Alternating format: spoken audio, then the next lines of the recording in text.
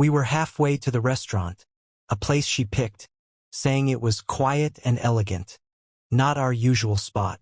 Something about that choice had already felt off. She never liked quiet places. She liked energy, music, people around her. Still, I nodded like always and said, "Sounds great." I even shaved, which I hate doing, and wore the blazer she bought me last Christmas. That stupid, itchy blazer I only wore for her. The traffic was light. The city was glowing in that almost cinematic way, like it was trying too hard to convince me nothing was wrong. She sat beside me, scrolling her phone like I wasn't even in the car. Not that it was weird for her to do that, but tonight it wasn't casual. Her fingers moved with purpose, tapping, checking, locking the screen, unlocking it. She laughed once, quickly, and then immediately looked at me to see if I noticed. I did, but I didn't say anything because I've been trained to ignore the small things. You do that long enough in marriage, it becomes a reflex, a habit. You see something, feel something in your gut, and you push it down so far it feels like it was never there. Then that sound, that single note from an unfamiliar phone, just loud enough to break whatever trance we were both pretending to be in. I looked down between her feet, under the seat, and saw the corner of it sticking out from a bag I didn't recognize. Not hers. Not mine. Something cheap and unremarkable, like it was meant to be forgotten. Except it wasn't forgotten. It was hidden. I reached down. She said my name. Not in that soft way she used to say it when she needed something, but sharp, sudden, like an alarm going off. I held the phone in my hand and stared at it. It lit up again before she could snatch it. The message was short, direct, vulgar in a way that didn't even feel like real language. Something about the things he wanted to do to her. About how he couldn't stop thinking about the night before. About how her scent was still in his sheets. The first thought I had wasn't even rage. It was absurdity. I laughed. Actually laughed. Because my brain couldn't process the reality of what I was reading. It felt like someone dropped a movie script into my lap mid-scene and expected me to play along. She lunged. Not to explain. Not to deny. But to delete. She didn't even look at me. Just the screen. Her whole body moved like the only thing that mattered in that moment was erasing whatever evidence I had just seen. I jerked the phone back, holding it out the driver's window like I was going to drop it. Now she looked at me. Finally. Not scared, not guilty. Annoyed. Like I had just walked into a room she didn't want me in. And then she said, "It's not what it looks like." That sentence. That pathetic cliché that people say when they're caught red-handed and can't come up with anything better. I didn't respond. I just pulled over, right there on the shoulder of the road, cars whizzing by, lights flashing. I turned off the engine and faced her. "Tell me what it is then. Enlighten me. Who is he? How long? Where do you meet? Does he know you're married? Does he care?" She stayed quiet. And when she finally opened her mouth, it wasn't to apologize. It wasn't to explain. It was to blame. If you paid more attention to me, maybe I wouldn't need someone else. The weight of that sentence hit harder than anything in the message. The way she said it, cold, rehearsed, like she'd been waiting to throw it at me for months, cut deeper than anything she could have confessed. She was already gone. This wasn't shame. This wasn't regret. This was warfare. She'd been preparing for this confrontation, not dreading it. I sat back, numb, watching the city move around us like we weren't even there. I looked at the roses in the back seat, fresh, red, perfect, and wanted to set them on fire. Instead, I said nothing. Just turned the engine back on and drove. She didn't ask where we were going. And I didn't tell her I didn't go to the restaurant. I didn't say a word, didn't look at her, didn't even breathe too deeply. I just turned the car around and drove. She didn't protest. She sat there, arms crossed, staring out the window like I was the one who ruined the night. Not a flicker of guilt. Not a hint of panic. Like she'd already made peace with everything. Or maybe she thought she had the upper hand. 10 minutes later, I pulled into a grocery store parking lot. Not crowded, not quiet, just enough people around to keep things from turning into a full-blown scene. I parked and put the car in park, then turned off the engine again. She looked at me, finally. Her face was blank. "We're not doing this here," she said. Flat, dismissive. "You brought him into this marriage. We'll do it wherever the hell it happens." "You sound dramatic." That word snapped something. Dramatic? Dramatic is yelling at a waiter for bringing the wrong wine. Dramatic is storming out over a forgotten birthday. Dramatic isn't your spouse hiding a second phone so her other man can tell her how she tasted. I took the phone again, unlocked it, and scrolled. She didn't stop me. Maybe she thought I'd seen the worst already. I hadn't. There were photos. I won't describe them. Not because I want to spare myself, because I can't. Not without tasting something bitter in the back of my throat. There were hotel bookings, a calendar entry marked doctor, and several conversations that went way past physical. He was telling her he loved her, that he was sick of sneaking around, that she deserved better. Better. From a man who signs his texts with initials and sends her money on Cash App. I looked at her, this woman I shared a house with, a bank account with, a child with, and I saw nothing I recognized anymore. I said her name once. Just once. Quietly. She rolled her eyes. Actually rolled them. Are you done snooping? You've clearly decided what you want to think. You think this is about what I want to think? She leaned forward, resting her elbow on the dash, like she was settling into a reality TV confessional. Look, you're not exciting. You haven't been for years. You do the same thing every day. You talk about work, you come home, you fall asleep on the couch. I didn't ask for this life. I stared at her. So you found someone who sends you dirty texts and calls you baby? And that's your solution? No, the solution was something different. But you don't listen. You haven't listened to me in a long time. I opened the glove box, pulled out the envelope I had placed there earlier. Our anniversary card. I handed it to her. Read it. She didn't. She tossed it onto the dashboard. I opened it myself. Read it out loud. 10 years with you, and I'd do it all over again.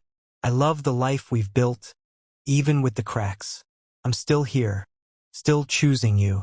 Every day. She didn't flinch, just turned her head away like the words were noise. I put the card down and asked the question I hadn't dared to yet. Does he know about our daughter? She didn't answer, which was the answer. I drove us home. Not a word was spoken. Not one. She didn't ask if we were still going to eat. She didn't apologize. She didn't ask about our daughter. The silence was this thick, breathing thing between us. Every red light felt like a test. I kept thinking maybe shed crack, say something, anything human. But no. Her phone buzzed once more. Not the hidden one this time. Her real one. She checked it with the same casual rhythm as someone checking the weather. At home, the house was dark. I remembered I'd left the porch light off by accident, but it felt right, like even the house didn't want to see what was happening. Our daughter was with her aunt for the night. I had planned this. Gave us a night alone to celebrate, to reconnect. We walked in. She didn't follow me into the living room. She went straight upstairs like it was just any other night. I stood there, jacket still on, roses in hand like a complete idiot. I looked down at the bouquet, petals already wilting from the cold of the car. I dropped it on the floor, left it there. Then I followed her. I found her in the bathroom, washing her face, like the night was over, like it was nothing. You're not going to explain anything else? I said. My voice didn't even sound like mine anymore. It was too calm. She wiped her face with a towel and tossed it in the laundry hamper. What do you want me to say?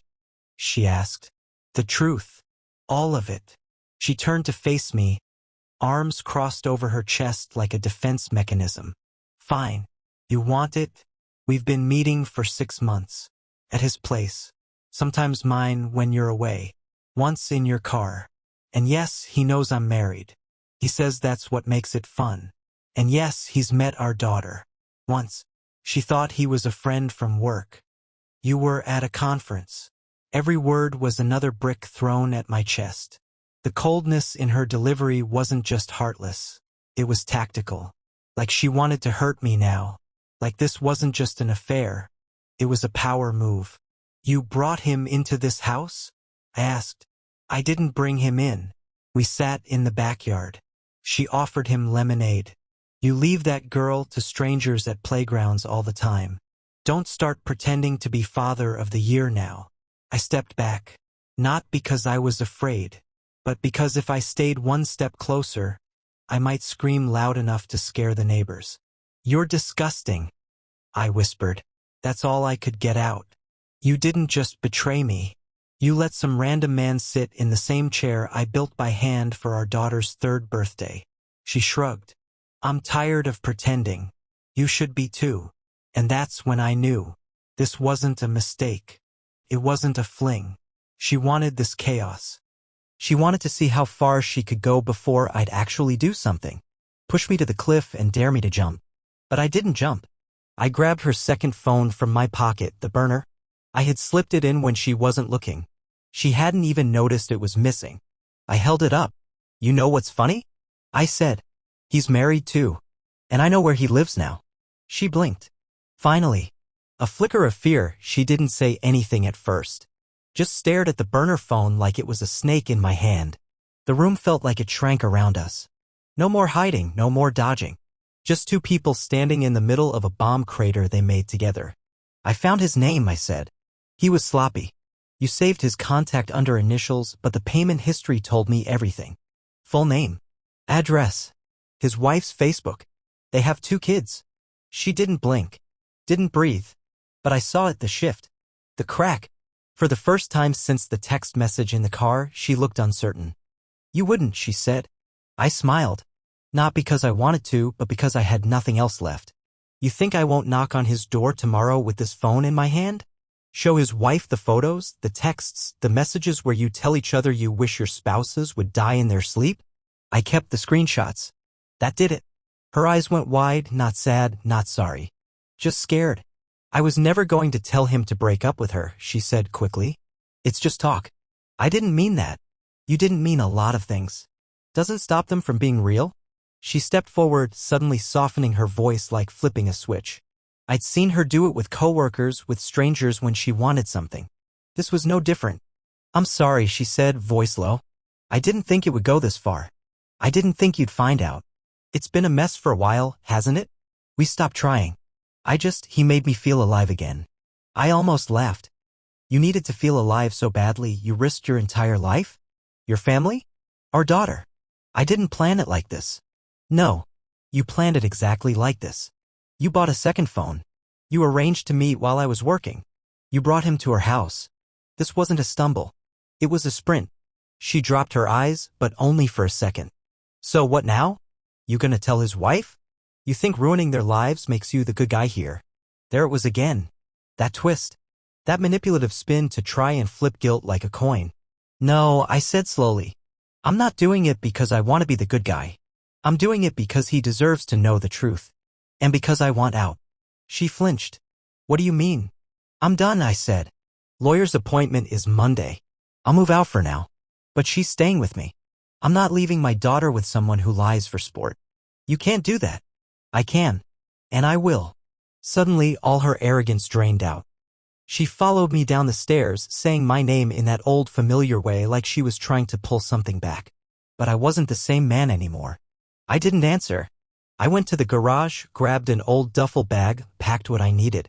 As I zipped it shut, she stood in the doorway, arms wrapped around herself like she finally felt cold.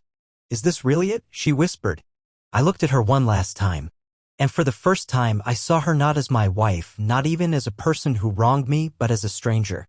Just some woman standing in my hallway, clutching at pieces of a game she thought she was winning. "I didn't break this," I said. "You did." And I walked out. I didn't sleep that night. I couldn't even pretend to. I checked into a hotel not far from our house, cheap, clean, anonymous. The kind of place people use when they're passing through or hiding. The walls were paper-thin, the bed too stiff, the lamp flickering like it had a nervous tick. But I didn't care. It wasn't about comfort. It was about distance. I stared at the ceiling for hours. My mind wasn't racing, it was dissecting, picking apart the last year like a coroner performing an autopsy, looking for the moment she stopped loving me, the moment she flipped the switch and decided I was no longer enough. And every memory I replayed came with a new shade of darkness. The night she came home late from drinks with coworkers. The weekend trip she said was for a friend's birthday but refused to let me come along. The time our daughter mentioned a man with a tattoo reading stories in our backyard. I had chalked it all up to coincidence, to normal life things. And that's the cruel part. How easy it is to overlook betrayal when you're trying to protect the picture you've painted of your life. I didn't call anyone. Didn't tell my parents. Didn't even message my best friend, even though he's been my brother since middle school. I wasn't ready to say the words out loud. That makes it real in a whole different way. Instead, I did something else. I opened her secret phone again. The one I kept. I started scrolling, this time methodically. Not to punish myself, but to gather ammunition. I cataloged everything. Screenshotted every date, every chat. I made a backup of the phone onto my laptop. Labeled every file. Time, location, context. I made a folder called Custody. Because that's what mattered now. I wasn't going to war with her for pride or revenge. But I was going to war for my daughter. My little girl didn't deserve to be raised by someone who could lie so effortlessly. Who could bring a stranger into her space and not think twice. Who could gamble a family like it was a weekend hobby. The next morning, I called a lawyer. I told him everything, no emotion, just facts. The burner phone. The man. The photo evidence. The contact with our daughter. I asked what my chances were of full custody. He didn't sugarcoat it. It's not impossible, he said. But you'll need more than just anger. You need documentation, witnesses, pattern of behavior, proof she endangered your child. If you've got that, we can work with it.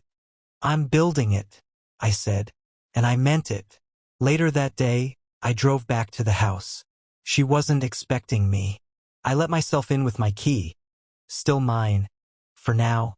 And she was sitting on the couch in leggings and a sweatshirt, scrolling her phone like everything was fine. She looked up. Did you forget something? I walked past her. I'm here to see my daughter.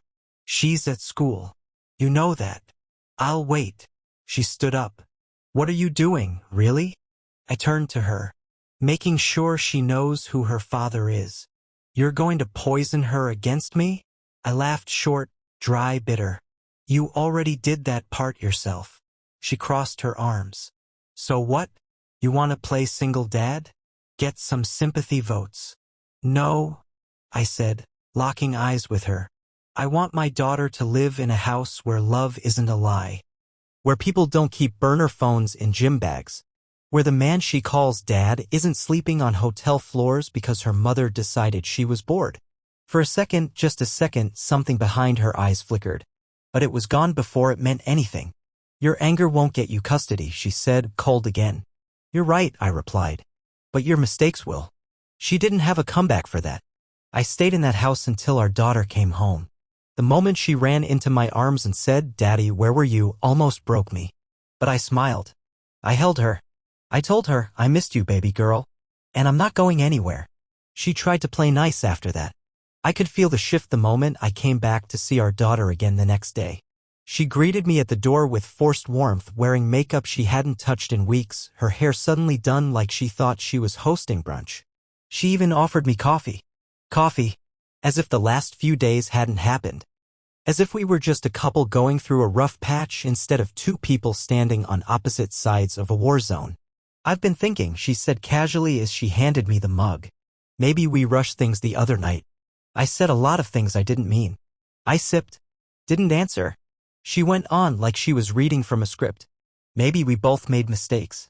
Maybe we should take a breath before lawyers get involved. For our daughter. I set the mug down. There's no we in this anymore. You took that apart piece by piece. What you're feeling now. That's panic. Not regret. Her eyes narrowed just slightly. Not enough for someone else to notice, but I saw it. The edge behind the smile. She was buying time. Maybe she thought if she played cooperative, I'd lower my guard. Or maybe she hoped I'd feel guilty enough to stay in the limbo she created. But I wasn't the same man who dropped a rose bouquet on the living room floor. That version of me died the moment I found out another man had met my daughter behind my back. I started recording our conversations. Not out of spite. Out of preparation. My lawyer said document everything. Especially if she starts playing games with your access to the kid. And she was already showing signs. One missed text. One late pickup. One excuse that didn't add up. So I set up a paper trail. Texts confirming visits. Emails. screenshots. I even placed a small camera in my car to record every handoff. I wasn't going to lose my daughter in a courtroom chess match just because her mother decided to repaint herself as the victim. Then came the next twist. A week after I moved out, I got a message from a number I didn't recognize. No name. Just a photo. It was him. The other man. Sitting in a cafe wearing a caplo over his face. The message said, "You don't know the whole story." I stared at it for a long time. Could have been a prank. Could have been her. But the gut punch feeling in my chest told me otherwise. I didn't reply. An hour later, another message. She told me you were abusive. That you cheated first. That you wanted to leave her but were too much of a coward to say it. It didn't even sting. It was too ridiculous to. But then came the third message. This one didn't come with a photo. Just a sentence. She said your daughter wasn't even yours. And I swear for just one moment, time stopped again. It was a lie. It had to be. My daughter has my eyes. My laugh. She sings the same off-key way I do in the car. But lies have gravity when they come from someone who's already shattered your reality once. I couldn't shake it. Couldn't just brush it off.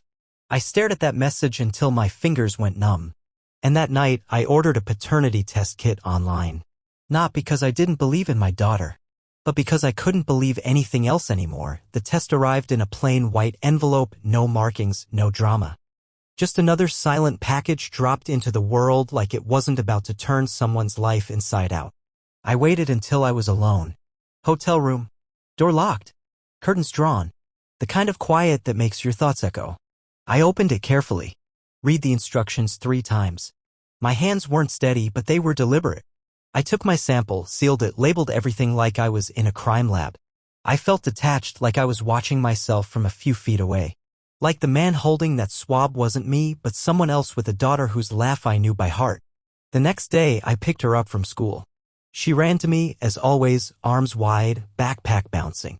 She told me about the class pet, the math game she won, how a boy tried to cut in line, and she used her firm voice like I taught her. I laughed. Genuinely. For a minute, everything in me relaxed. But then I saw her mother waiting at the door of the house, arms folded, watching us with the kind of stare you reserve for puzzles you can't solve. I walked my daughter to the door. Her mother opened it and did something new. She hugged me. It was brief. Chilling. She whispered, "I miss you." I didn't respond. I handed her the overnight bag with our daughter's clothes. "We're on the same schedule this week. I'll pick her up Friday." She held onto the bag a second longer than necessary. "Are we really doing this?" "You started this," I said. "I'm just finishing it." That night, I got another message from the same unknown number. No greeting. Just a question, "Did you get the test yet?"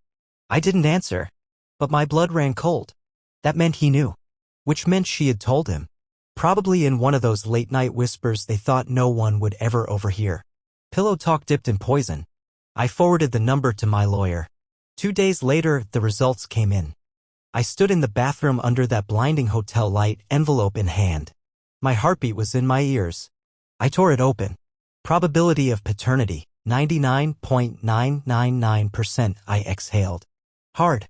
Like something had been living in my chest for months and I'd finally exorcised it. I smiled for the first time in days. Not the polite kind. Not the smile you wear in public when you're falling apart inside. A real one. Pure. Raw. She was mine. No text, no lie, no other man could ever take that from me. I printed the results and made 5 copies. 1 for my lawyer. 1 for court. 1 for my daughter's future should she ever need to see how I fought for her. And 1, just 1, I planned to deliver personally. I didn't knock on the door when I showed up. I let myself in. She was on the phone, pacing the living room. She turned when she saw me, annoyed. "I told you I'd bring her to you Friday." I held out the paper. "Read it." She hesitated. Took it. Scanned it. The color drained from her face. "This," I said slowly, "is for every lie you planted to turn me into the villain. For telling him that my daughter might not be mine. For weaponizing the only good thing that ever came out of this mess." "I didn't mean it," she whispered. "But you said it," I replied. "You let him believe it." She folded the paper. Not neatly, like she didn't know what to do with her hands. I was angry. I was trying to explain why I stayed married so long. "I didn't think it'd get back to you. You've spent months crafting stories." I said. You want to control the narrative? Here's the real one. She's mine. And you? You're just the person she's going to learn about in chapters. And I walked out. I could feel the shift the moment I left her standing there with the test results clutched in her hands like a grenade without a pin. That was the first time I saw real fear in her. Not fear of losing me, that ship sailed weeks ago, but fear of losing control.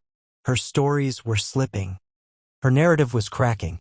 And when people like her lose their grip on the version of events they've built like a fortress, they start to panic.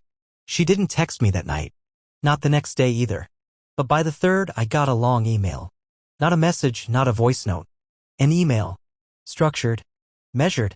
Carefully crafted like it was going to be read in court. It started with the phrase, "I've been thinking a lot about what's best for our daughter." Translation, she knew she was losing. She offered mediation. Not court. Not lawyers. Mediation. She wanted to work together and co-parent peacefully and keep our daughter out of a messy process. The same woman who told another man I was emotionally abusive and checked out years ago was now writing paragraphs about healthy communication. I didn't reply. Instead, I called my lawyer. Told him everything. We filed. I wanted full custody. I had the evidence. I had the paternity results. I had the screenshots. I had the witnesses, neighbors who'd seen him come and go, one who even saw them kissing outside our house. It wasn't a question of if anymore. It was when. The court date was set 2 weeks out. And then, just when I thought she might finally lie low, she flipped the table. I picked up my daughter from school that Friday, but she wasn't waiting in front of the building like usual. The teacher came out, told me there was a change in schedule. Her mother had picked her up early. No warning. No heads up. Just vanished. I called. No answer. I called again. Then again. Nothing. I drove to the house.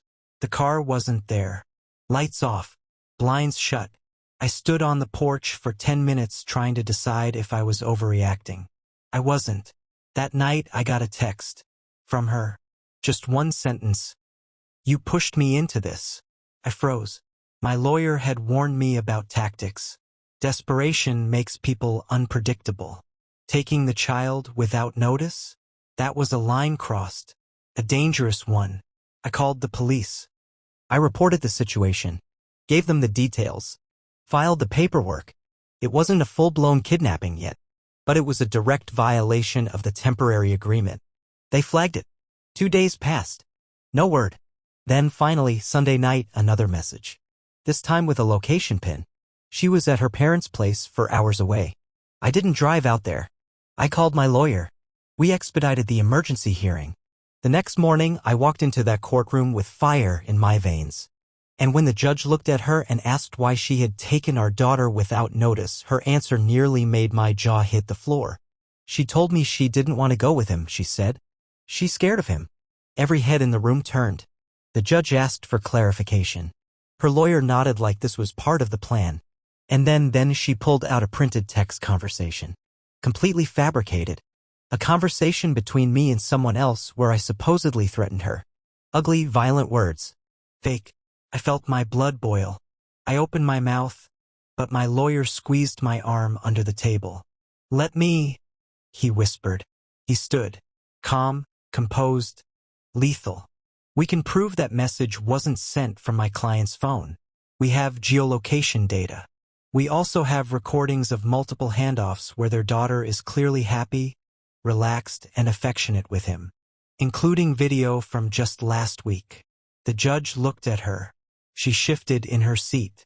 "We also have text messages from her number, admitting to lying about the child's paternity to manipulate the third party involved in the affair." Silence. Dead, heavy silence.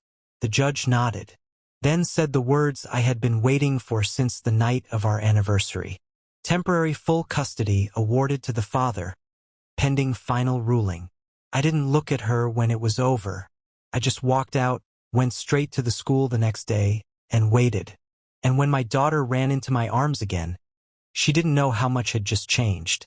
She didn't need to, because from that moment on, she was safe. She unraveled fast after that. Losing control wasn't just a blow. It was a complete identity collapse. Everything she'd built, her story, her leverage, her illusion of being untouchable, crumbled in public. No more private whispers, no more behind-the-scenes manipulation. Court records don't lie. Test results don't lie. And her mask had been ripped clean off in front of everyone she thought she could outsmart. 3 days after the ruling, I got a call from her sister. We hadn't spoken in months. Not since the birthday party where she noticed someone strange hanging around the house, and my wife brushed it off. Her voice was low, cautious. "She's not okay," she said. "She's spiraling. She's been calling our parents nonstop, crying, blaming you, blaming him, blaming everyone but herself. Is my daughter safe? Yes, she hasn't tried anything yet, but she's talking like she wants to fight back. Legally. She's saying she's going to destroy your image and get everything reversed. She already tried that. In court. With forged messages. I know. That's what scares me. She's not done. And she's not thinking clearly. That same night, she showed up at my hotel. No warning. No call. Just a knock, long and deliberate. I looked through the peephole and my whole body locked up. She was standing there, in a hoodie, hair a mess, eyes rimmed red like she hadn't slept. But her posture? Still proud. Still playing strong. Always playing something. I opened the door but didn't let her in. "What do you want?" She tilted her head. "You don't even ask how I am?" I almost laughed. "You forged messages to make me look dangerous. You tried to keep our daughter from me. And you want a wellness check-in." She shrugged, like it was all petty drama. I was angry. "You made me look like a fool in court." "No," I said. "You did that. I just let the truth speak." She leaned against the doorframe, hands in her pockets. "You know, he left me. After the court thing. Said it was too messy. Said I was toxic. I said nothing. And now I don't even have my daughter full-time. So congratulations. You win."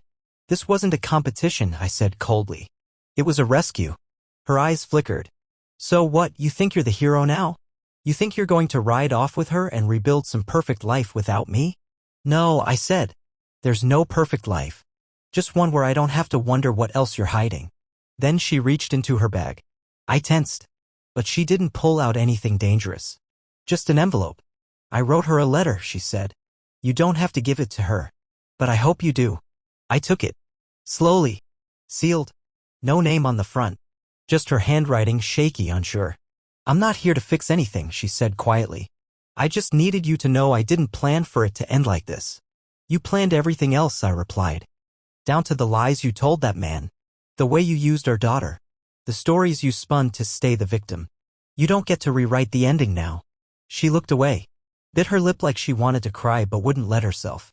"I think I hate who I've become," she whispered. I didn't answer. Just closed the door. Behind it, I stared at the letter. I didn't open it. I didn't even think about it. 3 months later, and it feels like a different world. We moved. Not far, just enough that the air feels new, the streets unfamiliar in a way that's freeing. My daughter has her own room with walls. She chose the color of herself. She picked teal because she said it reminded her of the ocean she's never seen. We're planning a trip for that. She laughs more now. She sleeps better. The first week was rough, full of questions I didn't know how to answer without putting darkness into her heart. But kids are sharper than they get credit for. She didn't need the details. She just needed presence. Consistency. Me. I gave her both. We wake up early. She helps me make breakfast badly but enthusiastically. I taught her how to separate laundry. She thinks I'm a genius because I can fold fitted sheets. She doesn't understand that it took me 30 years to figure that out. She's asked about her mother less and less. At first, every phone call felt like a test. I stayed in the room but never hovered. I wanted her to feel safe, not watched. The calls were awkward, strained. Her mother trying too hard. My daughter not knowing what to say. Eventually, the calls got shorter. Then skipped. Then rescheduled. Now they barely happen. I never stopped her from talking to her. Never poisoned the well. I didn't have to. Kids see truth in absence. They feel it in silence. And slowly, the pedestal eroded. The letter? I read it. Once. It wasn't an apology. Not really. It was an attempt to soften her image in our daughter's eyes. Long-winded stories. Memories she painted brighter than they were. A closing line that said, maybe one day you'll understand why I did what I did. I haven't given it to her. Maybe I will one day. When she's old enough to understand manipulation dressed up as sentiment. When she's strong enough to read it and laugh instead of cry. Legally, the dust is settling. I have full physical custody. She gets scheduled visits, supervised for now until she proves she can be stable again. Her lawyer tried to negotiate a different deal, but she had no ground to stand on. She lost every inch she fought dirty for. And him? Gone. Never showed up in court. Never contacted me again. Probably back to whatever life he had before she dragged him into ours. Part of me wanted to go to his wife. Show her everything. But I didn't. Not because he deserved mercy, but because I didn't want to become her. That's what this whole thing taught me. That the difference between surviving and becoming someone else entirely is razor thin. I was one decision away from vengeance. One message away from burning everything down. But I didn't. Because at the center of this whole storm was one little girl who didn't ask for any of it. And I wasn't going to let her grow up watching people destroy each other and call it love. I still get moments, quiet ones, where the betrayal sneaks in like smoke under the door. Where I remember something small, her laugh, a holiday morning, a stupid inside joke. And I wonder how long it was fake. But those moments are fading, bit by bit. I'm not healed, but I'm healing. If you're reading this and you're in that place, the middle of the unraveling, let me say this.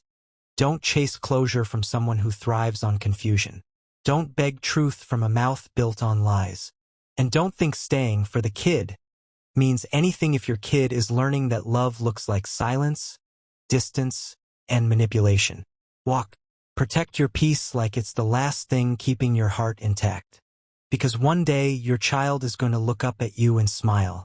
And you'll realize they were watching the whole time. Learning. Choosing. And maybe, just maybe, they'll choose better because you did.